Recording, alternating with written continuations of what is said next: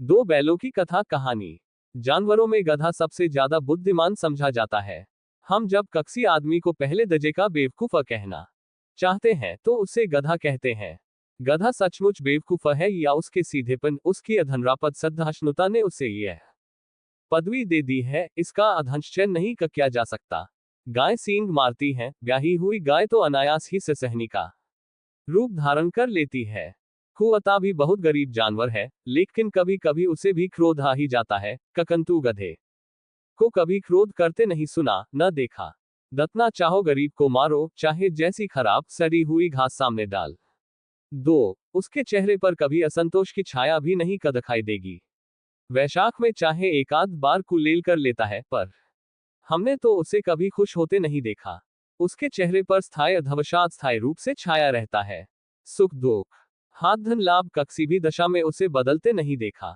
ऋष्यो मूर्धन्यों के दत्ने गुण हैं, वे सभी उसमें पराकाष्ठा को पहुंच गए हैं, पर आदमी उसे बेवकूफ कहता है। सद्गुणों का इतना अनादर, कदाचित सीधापन संसार के अधले उपयुक्त नहीं है। देखें न भारतवासियों की अफ्रीका में क्या दुर्दशा हो रही है। क्यों अमेरिका में उन्हें घुसने नहीं का दिया जाता। बेचारे शराब नहीं पीते, 4 पैसे कुछ समय के अधले बचाकर रखते हैं, जी तोड़कर काम करते हैं, कक्सी से लड़ाई झगड़ा नहीं करते, 4 बातें सुनकर गम खा जाते हैं, कफर भी बदनाम है। कहा जाता है वे जीवन के आदर्श को नीचा करते हैं। अगर वे ईंट का जवाब पत्थर से देना सीख जाते तो शायद सभ्य कहलाने लगते। जापान की अधमसाल सामने है। एक ही अधवजय ने उसे संसार की सभ्य जाद्धत्यों में गण्य बना कर दिया। लेकिन गधे का एक छोटा भाई और भी है, जो उससे कम ही गधा है, और वह है बैल। अधजस अथ में हम गधा का प्रयोग करते हैं, कुछ उसी से अधमलते जुलते अथ में बदछा के ताव का भी प्रयोग करते हैं। कुछ लोग बैल को शायद बेवकूफी में शब्दश्रेष्ठ कहेंगे, मगर हमारा अधावचार ऐसा नहीं है। बैल कभी कभी मारता भी है, कभी कभी अधल बैल भी देखने में आता है, और भी कई रीद्धतियों से अपना असंतोष प्रकट कर देता है, अतएव उसका स्थान गधे से नीचा है। झूरी के पास 2 बैल थे, हीरा और मोती। देखने में सुंदर, काम में चौकस, दिल में ऊंचे। बहुत कदनों साथ रहते रहते दोनों में भाईचारा हो गया था। दोनों आमने सामने या आसपास बैठे हुए एक दूसरे से मुख भाषा में अधवचारत वधनमय क्या करते थे। एक दूसरे के मन की बात को कैसे समझा जाता है, हम कह नहीं सकते। अवश्य ही उनमें कोई ऐसी गुप्त श्रद्धा थी अध जिससे जीवों में श्रेष्ठता का दावा करने वाला मनुष्य वंधचत है। दोनों एक दूसरे को चाटकर सूंघ कर अपना प्रेम प्रकट करते। कभी कभी दोनों सींग भी अधमला अधल्या करते थे, अधवग्रह के नाते से नहीं, केवल अधवनोद के भाव से, आत्मीयता के भाव से, जैसे दोनों में घद्धनष्टता होते ही धौल धप्पा होने लगता है। इसके अधवना दोस्ती कुछ फूसफसी कुछ हल्की सी रहती है, कफर ज्यादा अधवश्वास नहीं किया जा सकता। अधजस वक्त ये दोनों बैल हल या गाड़ी में जोत कदए जाते और गर्दन दहला दहला कर चलते, उस समय हर एक की चेष्टा होती का ज्यादा से ज्यादा बोझ मेरी ही गददन पर रहे। कदन भर के बाद दोपहर या संध्या को दोनों खुलते तो एक दूसरे को चाट चूट कर अपनी थकान अधमटा अधल्या करते। नांद में खली भूसा पड़ जाने के बाद दोनों साथ उठते, साथ नांद में मुंह डालते और साथ ही बैठते थे। एक मुंह हटा लेता तो दूसरा भी हटा लेता था। संयोग की बात, झूरी ने एक बार गोई को ससुराल भेज कर दिया। बैलों को क्या मालूम वे कहाँ भेजे जा रहे हैं, समझे। माधलक ने हमें बेच कर दिया। अपना यो बेचा जाना उन्हें अच्छा लगा या बुरा, कौन जाने, पर झूरी के साले गया को घर तक गोई ले जाने में दांतों पसीना आ गया। पीछे से हाँकता तो दोनों दाएं बाएं भागते, पर गद्दाया पकड़कर आगे से खींचता तो दोनों पीछे की ओर जोर लगाते, मारता तो दोनों सींगे नीची करके हुकारते। अगर ईश्वर ने उन्हें वाणी दी होती तो झूरी से पूछते, तुम हम गरीबों को क्यों अधन काल रहे हो? हमने तो तुम्हारी सेवा करने में कोई कसर नहीं उठा रखी। अगर इतनी मेहनत से काम न चलता था और काम लेते, हमें तो तुम्हारी चाकरी में मर जाना कबूल था। हमने कभी दाने चारे की शिकायत नहीं की। तुमने जो कुछ अधखलाया वह अध स झुकाकर खा अधल्या, कफर तुमने हमें इस जाद्धलम के हाथ क्यों बेंच कर दिया? संध्या समय दोनों बैल अपने नए स्थान पर पहुंचे। कदन भर के भूखे थे, लेकिन जब नांद में लगाए गए तो एक ने भी उसमें मुंह नहीं डाला। कदल भारी हो रहा था। अधज से उन्होंने अपना घर समझ रखा था, वह आज उनसे छूट गया। यह नया घर, नया गांव, नए आदमी उन्हें बेगाने से लगते थे। दोनों ने अपनी मूक भाषा में सलाह की, एक दूसरे को कनदखयों से देखा और लेट गए। जब गांव में सोता पड़ गया तो दोनों ने जोर मारकर पगहा तुड़ा डाले और घर की तरफ चले। पगहे बहुत मजबूत थे, अनुमान न हो सकता था कख कोई बैल उन्हें तोड़ सकेगा, पर इन दोनों में इस समय दूनी श्रद्धा आ गई थी। एक एक झटके में रथस्यां टूट गईं। झूरी प्रातः काल सोकर उठा तो देखा कक दोनों बैल चरनी पर खड़े हैं। दोनों की गर्दनों में आधा आधा गराव लटक रहा था, घुटने तक पांव कीचड़ से भरे हैं और दोनों की आंखों में अधवद्रोहमय स्नेह झलक रहा है। झूरी बैलों को देखकर स्नेह से गदगद हो गया, दौड़कर उन्हें गले लगा अधलिया। प्रेमासलगन और चुंबन का वह दृश्य बड़ा ही मनोहर था। घर और गांवों के लड़के जमा हो गए और ताधलियां बजा बजाकर उनका स्वागत करने लगे। गांव के इतिहास में यह घटना अभूतपूर्व न होने पर भी महत्वपूर्ण थी। बालसभा ने अधनिश्चय किया, दोनों पशुवीरों का अभिनंदन पत्र देना चाँद है। कोई अपने घर से रोटियां लाया, कोई गुड़, कोई चोकर, कोई भूसी। एक बालक ने कहा, ऐसे बैल कक्सी के पास ना होंगे। दूसरे ने स्मदन का क्या, इतनी दूर से दोनों अकेले चले आए। तीसरा बोला, बैल नहीं है, वे उस जन्म के आदमी हैं। इसका प्रधत्वाद करने का कक्सी को साहस नहीं हुआ। झूरी की स्त्री ने बैलों को द्वार पर देखा तो जल उठी, बोली, कैसे नमक हराम बैल हैं, कक एक कदम वहां काम न क्या, भाग खड़े हुए। झूरी अपने बैलों पर यह आक्षेप न सुन सका, नमक हराम क्यों है, चारा दाना न कद्या होगा तो क्या करते। स्त्री ने रोब के साथ कहा, बस तुम ही तो बैलों को अधखलाना जानते हो, और तो सभी पानी अदपला कर रखते हैं।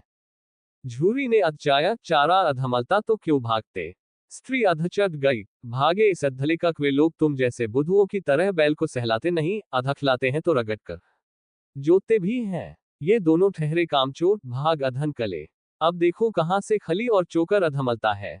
सूखे भूसे के अधस्वा कुछ न दूंगी, खाएं चाहे मरे। वही हुआ। मजूर की बड़ी ताकीद की गई कक बैलों को खाली सूखा भूसा का दिया जाए।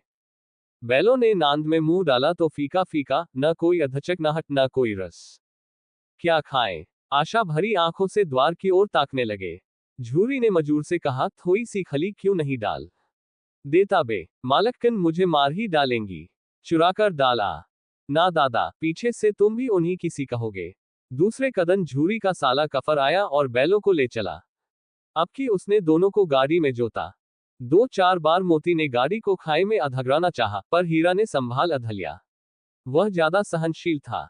संध्या समय घर पहुंचकर उसने दोनों को मोटी रद्दस्यों से बांधा और कल की शरारत का मजा चखाया। कफर वही सूखा भूसा डाल कर दिया। अपने दोनों बालों को खली चूनी सब कुछ दी। दोनों बैलों का ऐसा अपमान कभी न हुआ था। झूरी ने इन्हें फूल की छड़ी से भी छूता था। उसकी टटकार पर दोनों उड़ने लगते थे। यहां मार पड़ी। आहत सम्मान की व्यथा तो थी ही, उस पर अधमला सूखा भूसा। नांद की तरफ आंखें तक न उठाई। दूसरे कदम गया ने बैलों को हल में जोता, पर इन दोनों ने जैसे पांव न उठाने की कसम खा ली थी। वह मारते मारत थक गया, पर दोनों ने पांव न उठाया। एक बार जब उस अधंधई ने हीरा की नाक पर खूब डंडे जमाए तो मोती को गुस्सा काबू से बाहर हो गया। हल लेकर भागा। हल, रस्सी, जुआ, जोत सब टूट टाट कर बराबर हो गया। गले में बड़ी बड़ी रद्दस्यां न होती तो दोनों पकड़ाई में न आते। हीरा ने मूक भाषा में कहा, भागना व्यर्थद है। मोती ने उत्तर कर दिया, तुम्हारी तो इसने जान ही ले ली थी, अब की बड़ी मार पड़ेगी। पने दो, बैल का जन्म अधलिया है तो मार से कहां तक बचेंगे। गया 2 आदतधमयों के साथ दौड़ आ रहा है, दोनों के हाथों में लाठा है। मोती बोला, कहो तो कदखा दूं मजा, मैं भी लाठी लेकर आ रहा है। हीरा ने समझाया, नहीं भाई, खड़े हो जाओ, मुझे मारेगा तो मैं 1-2 को अधगरा दूंगा। नहीं, हमारी जात का ये धमद नहीं है। मोती कदल में ऐंठ कर रह गया। गया आ पहुंचा और दोनों को पकड़ ले चला। कुशल हुई कक उसने इस वक्त मारपीट न की, नहीं तो मोती पलट पड़ता। उसके तेवर देख गया और उसके सहायक समझ गए कक इस वक्त टाल जाना ही भलमनसाहत है। आज दोनों के सामने कफर वही सूखा भूसा लाया गया। दोनों चुपचाप खड़े रहे। घर में लोग भोजन करने लगे। उस वक्त छोटी सी लड़की 2 रोटियां अदले अधनकली और दोनों के मुंह में देकर चली गई। उस एक रोटी से इनकी भूख तो क्या शांत होती, पर दोनों के हृदय को मानो भोजन अधमल गया। यहां भी कक्सी सज्जन का वास है। लड़की भेरों की थी। उसकी मां मर चुकी थी। सौतेली मां उसे मारती रहती थी। इस धले इन बैलों से एक प्रकार की आत्मीयता हो गई थी।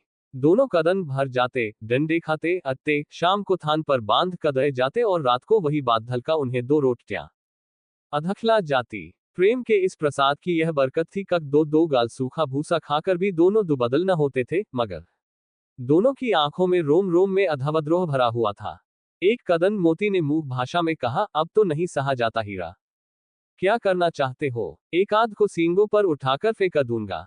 लेकिन जानते हो, वह प्यारी लड़की जो हमें रोटियां अधखलाती है, उसी की लड़की है जो इस घर का माधलक है। ये बेचारी अनाथ हो जाएगी तो मालकिन को फेंका दूं, वही तो इस लड़की को मारती है। लेकिन औरत जात पर सींग चलाना मना है, ये भूल जाते हो। तुम तो कक्सी तरह अधनकलने ही नहीं देते, बताओ, तुड़ा कर भाग चले। हाँ, यह मैं स्वीकार करता, लेकिन इतनी मोटी रस्सी टूटेगी कैसे? इसका एक उपाय है, पहले रस्सी को थोड़ा चबा लो। कफर एक झटके में जाती है। रात को जब बादल का रोटियां अधखला कर चली गई तो दोनों रद्धस्यां चबने लगे, पर मोटी रस्सी मुंह में न आती थी। बेचारे बार बार जोर लगाकर रह जाते थे। सहसा घर का द्वार खुला और वह लड़की अधनकली। दोनों अधसा झुकाकर उसका हाथ चाटने लगे। दोनों की पूंछें खड़ी हो गईं। उसने उनके माथे सहलाए और बोली, खोल देती हूं, चुपके से भाग जाओ, नहीं तो ये लोग मार डालेंगे। आज घर में सलाह हो रही है कि इनकी नाकों में नाक डाल दी जाए। उसने गराव खोल कर दिया, पर दोनों चुप खड़े रहे। मोती ने अपनी भाषा में पूछा, अब चलते क्यों नहीं? हीरा ने कहा, चले तो, लेकिन कल इस अनाथ पर आफत आएगी, सब इसी पर संदेह करेंगे। सहसा बादल का अधा चल्लाए, दोनों फू फा वाले बैल भागे जे रहे हैं, ओ दादा दादा। दोनों बैल भागे जा रहे हैं, ओ दादा दादा। दोनों बैल भागे जा रहे हैं, जल्दी दौड़ो। गया हड़बड़ा कर भीतर से अधनकला और बैलों को पकड़ने चला। वे दोनों भागे। गया ने पीछा कक्या और भी तेज हुए। गया ने शोर मचाया। कफर गांव के कुछ आदत धमयों को भी साथ लेने के अधले लौटा। दोनों अधमत्रों को भागने का मौका अधमल गया। सीधे दौते चले गए। यहां तक कक मागध का ज्ञान रहा। अधजस पटरचित मागध से आए थे, उसका यहां पता न था। नए नए गांव अधमलने लगे। तब दोनों एक खेत के किनारे खड़े होकर सोचने लगे, अब क्या करना चाहे। हीरा ने कहा, मुझे मालूम होता है, राह भूल गए।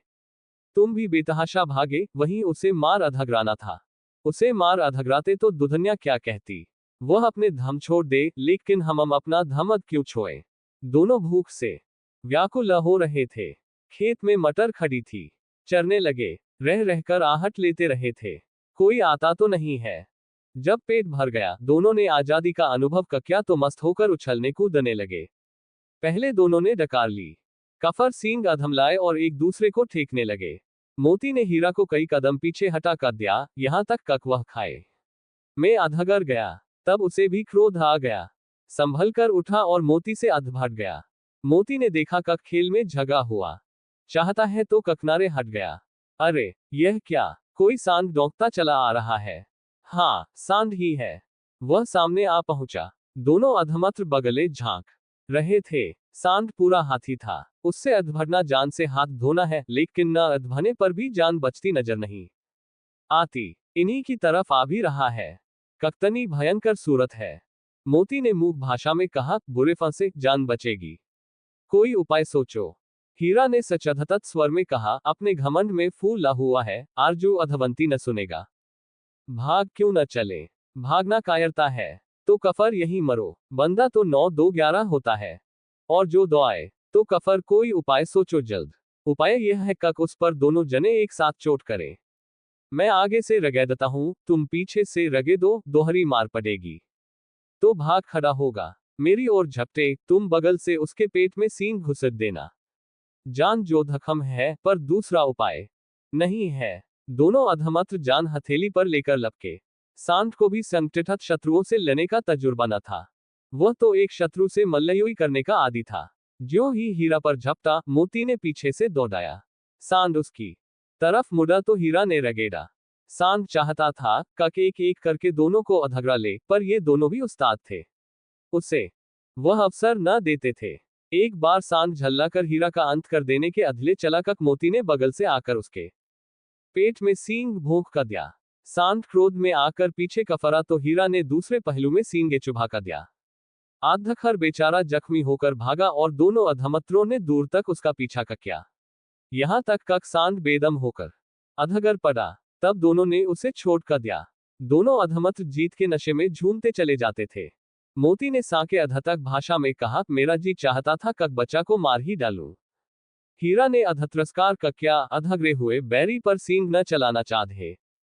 ये सब ढोंग है, बैरी को ऐसा मारना चाहे कक कफर न उठे। अब घर कैसे पहुंचोगे वह सोचो, पहले कुछ खा लें तो सोचें। सामने मटर का खेत था ही, मोती उसमें घुस गया। हीरा मना करता रहा पर उसने एक न सुनी। अभी 2 ही 4 ग्रास खाए थे कक आदमी लाठा अधले दौड़ पड़े और दोनों अधमत्र को घेर अधलिया। हीरा तो मेट पर था, अधनकल गया। मोती सींचे हुए खेत में था, उसके खुर कीचड़ में धंसने लगे, न भाग सका, पकड़ अधलिया। हीरा ने देखा संगी संकट में है तो लौट पड़ा। फम संगे तो दोनों फम संगे। रखवालों ने उसे भी पकड़ अधलिया। प्रातःकाल दोनों अधमत्र कांजी हौस में बंद कर कदय गए। दोनों अधमत्रों को जीवन में पहली बार ऐसा साथ धपका पड़ा था कक सारा कदन बीत गया और खाने को एक अधतन का भी न अधमला। समझ में न आता था ये कैसा स्वामी है, इससे तो गया कफर भी अच्छा था। यहाँ कई भैंसे थी, कई बकटरिया, कई घोड़े, कई गधे, पर कक्सी के सामने चारा न था। सब जमीन पर मुदों की तरह पड़े थे। कई तो इतने कमजोर हो गए थे कक खड़े भी ना हो सकते थे। सारा कदन अधमत्र फाटक की ओर टकटकी लगाए रहते, पर कोई चारा न लेकर आता कद खाए कदया। तब दोनों ने दीवार की नमकीन अधमटी चाटनी शुरू की, पर इससे क्या धप्त होती। रात को भी जब कुछ भोजन न अधमला तो हीरा के कदल में अधवद्रोह की ज्वाला दहक उठी। मोती से बोला, अब नहीं रहा जाता मोती। मोती ने अधसर लटकाए हुए जवाब कर दिया, मुझे तो मालूम होता है कक प्राण अधनकल रहे हैं। आओ दीवार तोड़ डालें, मुझसे तो अब कुछ नहीं होगा। बस इसी बूथ पर अकते थे, सारी अकर अधनकल गई। बाड़े की दीवार कच्ची थी, हीरा मजबूत तो था ही, अपने नुकीले सींग दीवार में गदा कदए और जोर मारा तो अधमटी का एक अधचक पर अधनकल आया। कफर तो उसका साहस बढ़ा, उसने दौड़ दौड़ कर दीवार पर चोटें की और हर चोट में थोड़ी थोड़ी अधमटी अधगराने लगा। उसी समय कांजी हौस का चौकीदार लालटेन लेकर जानवरों की हाथ धजरी लेने आ अधनकला। हीरा का उद्दंडपन देखकर उसे कई डंडे रसीद कके और मोटी सी रस्सी से बांध कर दिया। मोती ने पड़े पड़े कहा, आध धखर मार खाए क्या अधमला, अपने बूते भर जोर तो मार कर दिया। ऐसा जोर मारना ककस काम का कक और बंधन में पड़ गए। जोर तो मारता ही जाऊंगा, चाहे ककत ने ही बंधन पत्ते जाए। जान से हाथ धोना पड़ेगा, कुछ परवाह नहीं, यो भी तो मरना ही है। सोचो, दीवार खुद जाती तो कक्तनी जाने बच जाती। इतने भाई यहां बंद है, कक्सी की देह में जान नहीं है। 2-4 कदम यही हाल रहा तो मर जाएंगे। हाँ, ये बात तो है। अच्छा तो ला कफर, मैं भी जोर लगाता हूं। मोती ने भी दीवार में सींग मारा, थोड़ी सी अधमटी अधगरी और कफर अधमत बढ़ी। कफर तो वह दीवार में सींग लगाकर इस तरह जोर करने लगा मानो कक्सी प्रधतद्वंदी से लड़ रहा है। आधखर कोई 2 घंटे की जोर आजमाए के बाद दीवार ऊपर से लगभग 1 हाथ अधगर गई। उसने दूनी शद्धक से दूसरा धक्का मारा तो आधी दीवार अधगर पड़ी। दीवार का अधगरना था कक अधमरे से पड़े हुए सभी जानवर चेत उठे। तीनों घोधद्या सरपट भाग अधनकली, कफर बकटरिया अधनकली। इसके बाद भैंस भी खसक गई, पर गधे अभी तक ज्यों के त्यों खड़े थे। हीरा ने पूछा, तुम दोनों क्यों नहीं भाग जाते? एक गधे ने कहा, जो कहीं कफर पकड़ अध ले जाए तो क्या हरज है, अभी तो भागने का अवसर है। हमें तो डर लगता है, हम यहीं पड़े रहेंगे। आधी रात से ऊपर जा चुकी थी। दोनों गधे अभी तक खड़े सोच रहे थे कब भागे या न भागे, और मोती अपने अधमत्र की रस्सी तोड़ने में लगा हुआ था। जब वह हार गया तो हीरा ने कहा, तुम जाओ, मुझे यहीं पड़ा रहने दो, शायद कहीं भेंट हो जाए। मोती ने आंखों में आंसू लाकर कहा, तुम मुझे इतना स्वार्थी समझते हो हीरा, हम और तुम इतने कदनों एक साथ रहे हैं, आज तुम अधपधत में पड़ गए हो तो मैं तुम्हें छोड़कर अलग हो जाऊं। हीरा ने कहा, बहुत मार पड़ेगी, लोग समझ जाएंगे, ये तुम्हारी शरारत है। मोती ने गवत से बोला, अधजस अपराध के अधले तुम्हारे गले में बंधना पड़ा, उसके अधले अगर मुझे मार पड़े तो क्या सचता? इतना तो हो ही गया कक 9-10 प्राधनियों की जान बच गई, वे सब तो आशीर्वाद देंगे। ये कहते हुए मोती ने दोनों गधों को सींगों से मार मार कर बाड़े से बाहर अधनकाला और तब अपने बंधु के पास आकर सो रहा।